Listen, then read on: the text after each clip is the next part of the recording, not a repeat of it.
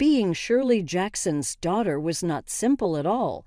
Every step I took and every breath I made was always watched and evaluated.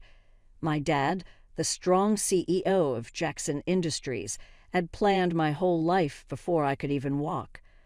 "Patricia, my dear," he would say, fixing his nicely fitted suit. "A Jackson always aims for the best." Our big house in Glendale showed that belief. It had 29 big rooms full of luxury and wealth, with every corner made to show off power. But for me, it felt more like a golden cage than a home. When I turned 27, I had done exactly what my dad wanted. I finished my studies at ISC Business School, got a junior executive job at Jackson Industries, and was engaged to Douglas Murray, who is the heir to Murray Technologies. Douglas was not only my fiancé, but he was also my father's perfect choice for me. But there was a big issue. I didn't love Douglas. My heart was for someone else completely. On a rainy Saturday morning, I met Tyler Posey when my Ferrari broke down on the way to work. He was the mechanic who helped me, arriving in an old tow truck. His smile was friendly and real, making my heart beat faster like never before. "It seems your timing belt is finished," he said, cleaning his hands on his old jeans. "I can fix it, but it will take a little time." His honest brown eyes and the way he talked to me, not looking down on me, made me decide to wait at his garage instead of calling an Uber. That easy choice changed my life forever. While I was in the little garage sipping not-so-great coffee from a vending machine, I met Tyler. He was more than just a regular mechanic. He worked hard in engineering school and finished at the top of his class. He could have gotten a good job with a lot of money, but he decided to do what he loved, fixing things with his hands. "Life is too short to do something just because it seems good on paper," he said, his eyes shining as he talked. The words affected me more than I thought they would. For the first time in my life, someone said exactly what I had been feeling all along. Tyler looked at life in a special way, filled with excitement and meaning, not just duty. One cup of coffee became another. Dinner became coffee. Dinner became special times that I wished would last forever. Tyler wasn't only working on my car that day, he was helping me with something inside myself. For the first time, I felt really alive. Whenever I got away from my heavy world, Tyler was my safe place. He never asked about how much money my family has or tried to show off with nice dinners or costly presents. Instead, he showed me a life I didn't know was real. We drove at night by the coast, had easy picnics in quiet parks, and laughed a lot until our stomachs hurt. For 7 months, I had 2 different lives. During the day, I was the ideal daughter of society. At night, I was simply me. But inside, I understood that this double life wouldn't go on forever. The big change happened at a charity event in our house. Douglas was talking a lot about mergers, and it was really dull. Meanwhile, my mom was taking me from one group of fancy people to another, like I was something special to show off. "Patricia will take over the East Coast operations after the wedding," she told another group. "Murray and Jackson together. Think about what could happen." Her words felt like a rope getting tighter around my neck. I felt like I was going to explode, so I went out to the garden. My hands shook as I called Tyler's number. When he answered, the words just flowed out. "I can't keep going like this," I said softly, with tears running down my cheeks. "I cannot marry Douglas. I can't keep being who they want me to be." Tyler took a moment before he finally said something. "Then don't be. Be who you are, Patricia. That's the person I fell in love with." His words gave me the courage I needed. The next morning, I walked into my father's study. My heart was pounding, but I forced myself to stand tall. "Daddy, I need to tell you something," I said, my voice shaking slightly.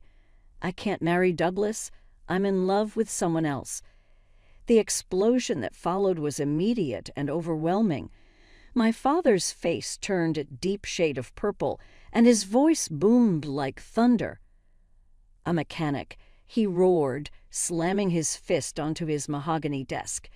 My daughter, a Jackson, in love with a grease monkey. An engineer?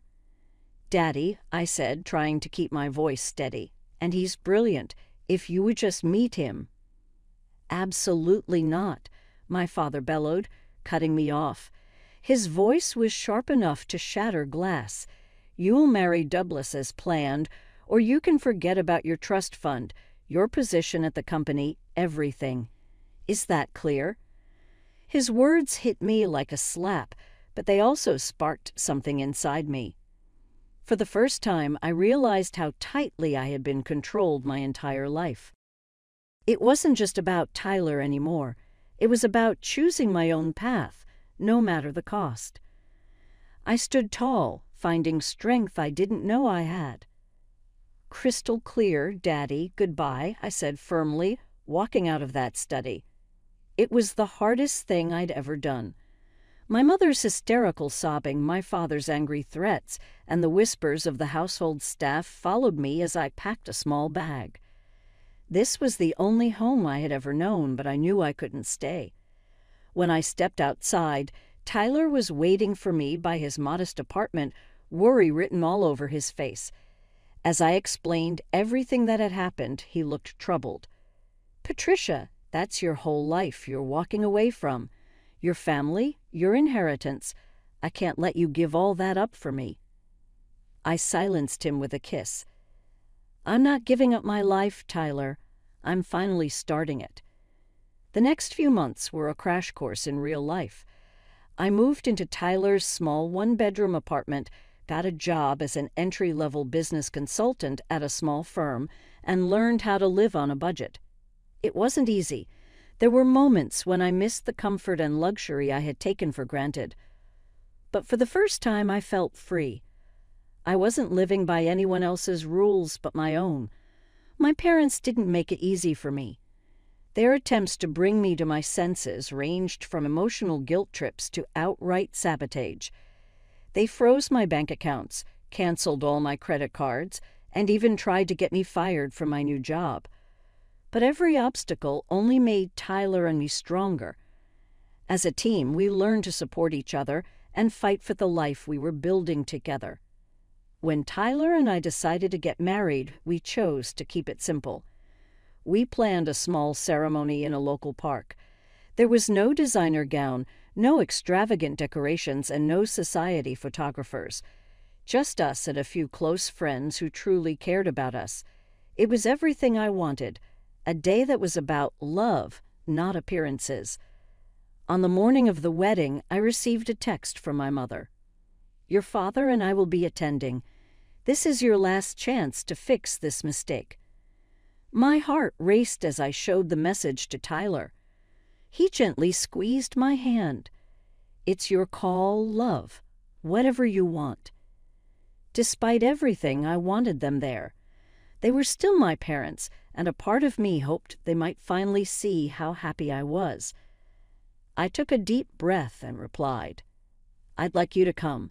No more arguments, though, just be there. For once, I felt in control of my choices, and no matter what happened, I knew I was finally living the life I had chosen for myself. As I walked down the makeshift aisle in my simple white dress from a department store, my eyes immediately found Tyler. He stood at the end, waiting for me, his smile radiating warmth. But behind him, I noticed my parents. My father looked as if he'd bitten into something sour, while my mother dabbed at her eyes with a monogrammed handkerchief. Neither of them made to move to join the ceremony. Their presence felt heavy, but I focused on Tyler and the life we were beginning together. The reception was a casual barbecue in the park, surrounded by our close friends. No elaborate decorations, no high-end catering, just laughter, love, and the kind of joy money couldn't buy. My parents, however, weren't there to celebrate. They saw this as their last chance to sway me. Patricia, darling, my mother began, her voice thick with desperation. It's not too late. Douglas would still take you back. Think about what you're throwing away." My father, always direct, added coldly, "This is your last chance. Stay with this man, and you'll never see a penny of your inheritance. Is that what you want? A life of poverty?" I glanced at Tyler, standing nearby in his rented suit, laughing and chatting with our friends. He was so at ease, so genuine. Then I looked back at my parents, trapped in their rigid world of wealth and expectations. Their words didn't scare me anymore. "What I want," I said, my voice steady and clear, "is to be happy. Tyler makes me happy. If you can't understand that, then maybe we don't need your money or you in our lives." My father's face turned a deep shade of purple. "You're no daughter of mine," he spat, spinning on his heel. My mother hesitated for a moment, her eyes filled with regret. But in the end, she followed him. Together, they stormed off, leaving me standing there. I watched them go, feeling a strange mix of sadness and relief.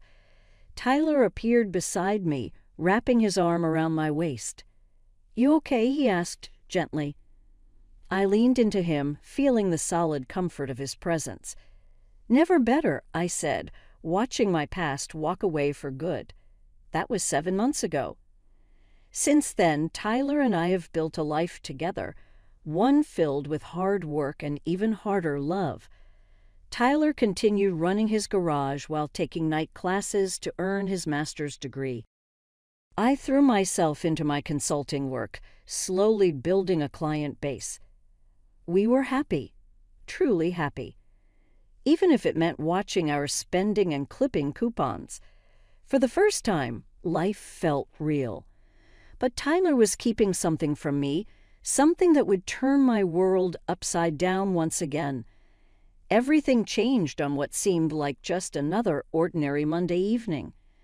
I came home early from work, excited to surprise Tyler with takeout from our favorite Thai restaurant. But when I walked into the apartment, it was empty. On the counter, there was a hastily scribbled note. "Working late at the garage. Love you." It wasn't unusual for Tyler to work late, but something felt off.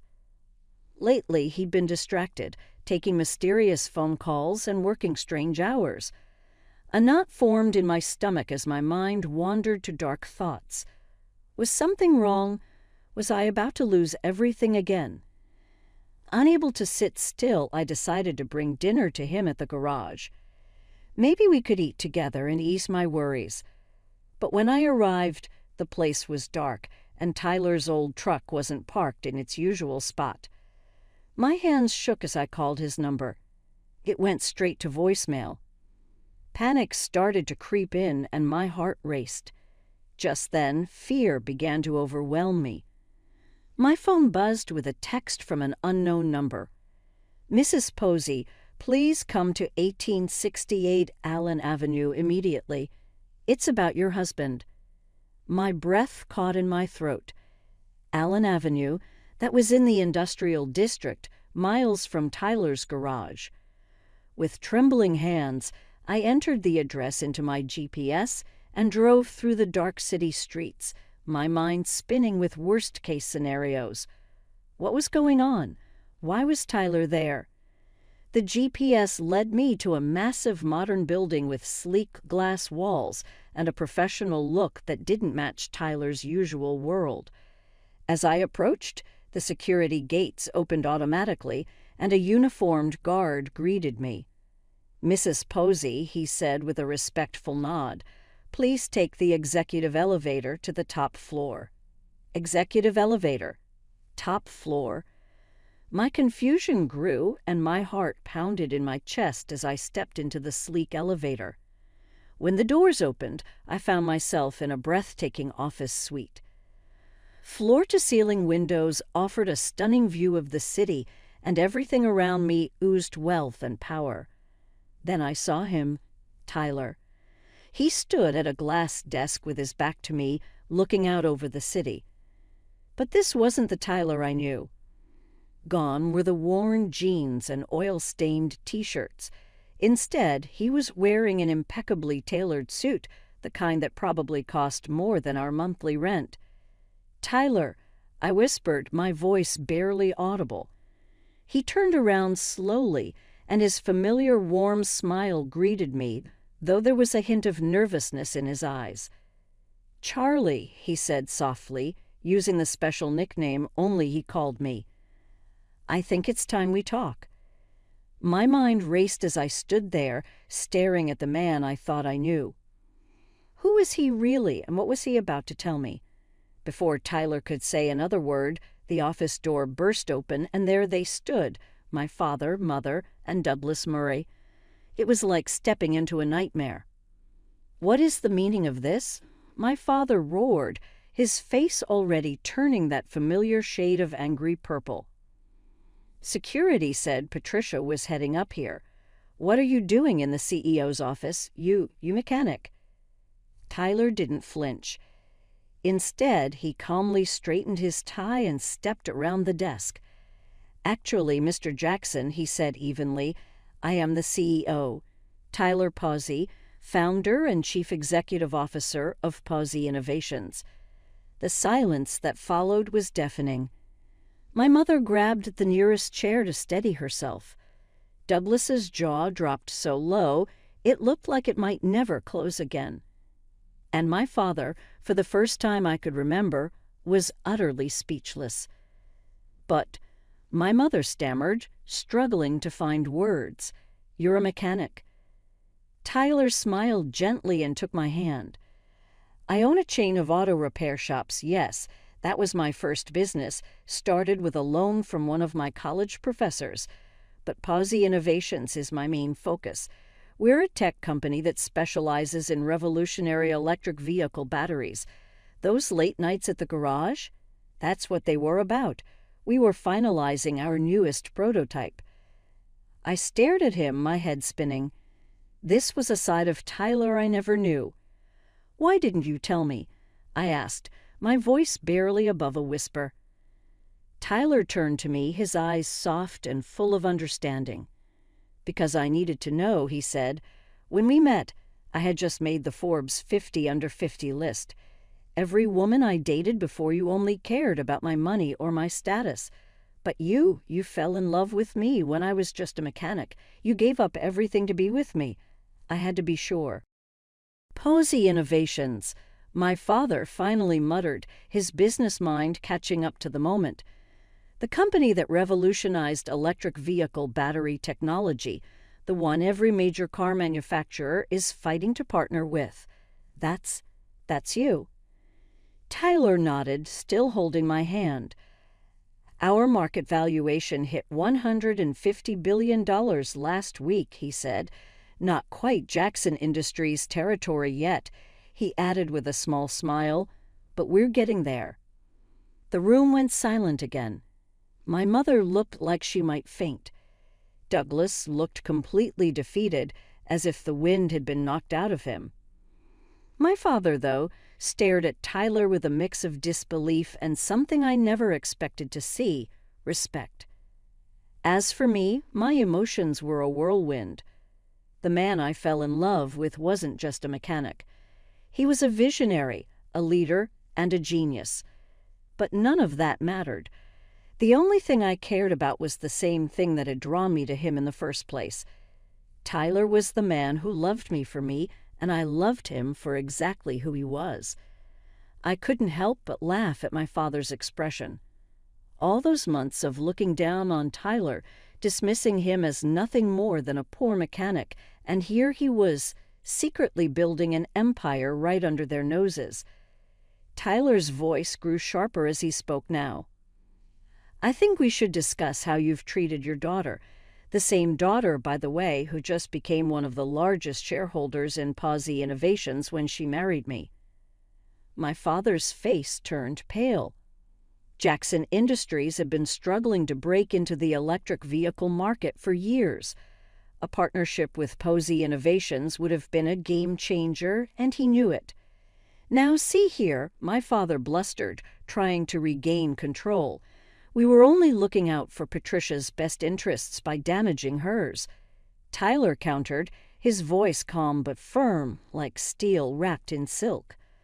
By trying to get her fired, by making her cry herself to sleep for weeks, I finally found my voice. "Daddy, you always taught me that Jacksons never settle for second best." Well, I didn't. I married the most brilliant, kind, and successful man I've ever known, and I did it without knowing about any of this. "Patricia, sweetheart," my mother said, stepping forward with her arms outstretched. "We were wrong. We see that now. Please come home." I looked around the magnificent office, then at Tyler, my wonderful husband, who had let me find my own way, supported me, and helped me grow stronger. "I am home, Mom, but if you want to be part of our lives, you'll have to accept us on our terms. No more manipulation. No more control." My father looked like he was choking on something bitter and unpleasant. "And what about Jackson Industries?" he asked stiffly. Tyler smiled, calm but with a hint of mischief. "Well, sir, we've actually had several offers from your competitors for exclusive partnerships. But considering the family connection, we might be open to a different arrangement if you're interested in discussing it as equals." The next hour was surreal. My father and Tyler sat down to talk business while my mother fussed over the state of our small apartment and insisted we move into a proper home. Douglas, who had been standing silently like a defeated statue, eventually slunk away, probably to lick his wounds. Later that night, back in our cozy apartment, I curled up next to Tyler on the couch. The contrast between the luxurious office and our little home didn't bother me one bit. Here, in this modest space, we had built a life together. A life of love, respect, and honesty. Tyler pulled me closer, his voice soft and full of warmth. "You okay, Charlie?" I smiled, resting my head against his shoulder. "More than okay," I said. "Unhappy. Really, truly happy." And for the first time, I felt like I had everything I'd ever wanted. I finally asked Tyler the question that had been on my mind for so long. "Why keep working at the garage? Why live like this when you have billions?" Tyler smiled and pulled me close. "The garage keeps me grounded. It reminds me where I started. And this apartment, these months with you, they've been the happiest of my life." We made it work together without any silver spoons or trust funds. Tears filled my eyes as I looked at him. "I love you, you sneaky billionaire." He laughed and kissed me. "And I love you, my runaway." Life changed after that night, but not in the ways people might expect. We moved out of our tiny apartment, but only into a modest house we chose together. Nothing flashy, just a home where we could be ourselves. I joined Pazzi Innovations as the head of their charitable foundation, using the company's resources to help young entrepreneurs with big dreams but limited means. Tyler, despite his billions, still spends time at his first garage. He teaches mechanical skills to underprivileged youth, helping them build a future with their own hands. Watching him work, sharing his passion with others, makes me love him even more. As for my parents, they're trying. Mom still makes not-so-subtle hints about how grandchildren need trust funds. But Dad has come a long way. He's developed real respect for Tyler, and their weekly business meetings often turn into long conversations about everything from classic cars to philosophy. It's not perfect, but it's progress.